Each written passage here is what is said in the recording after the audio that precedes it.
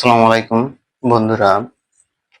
আজ বাংলা দ্বিতীয় পত্রর ধ্বনি ও বর্ণ নিয়ে কিছু গুরুত্বপূর্ণ তথ্য আপনাদের সামনে উপস্থাপন করব। আশা করি এই তথ্য থেকে আপনারা উপকৃত হবেন, কারণ এই তথ্য বিসিএস থেকে শুরু করে শিক্ষক নিবন্ধন, প্রাইমারি পরীক্ষা, বিভিন্ন বিশ্ববিদ্যালয় ভর্তি পরীক্ষা, প্রায় এই প্রশ্ন থেকে প্রশ্ন আসে। তো চলুন আমরা কিছু গুরুত্বপূর্ণ তথ্য আজ জেনে নিই।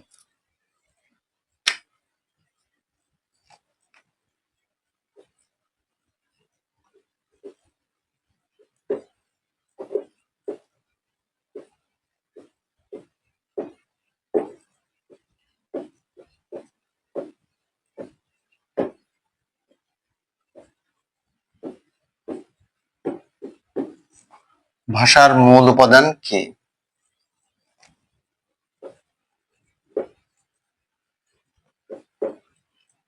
ভাষার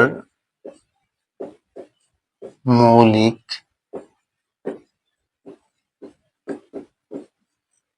উপাদান কি?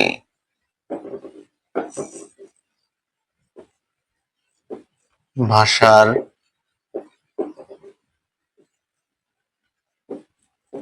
ক্ষুদ্রতম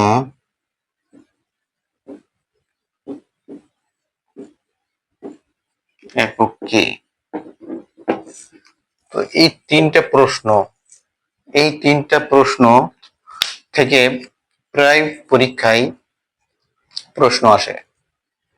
তো তিনটারই উত্তর হবে কিন্তু একই, হচ্ছে ধ্বনি।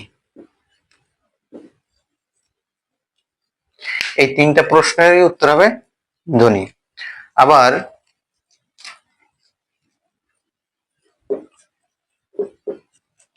ভাষার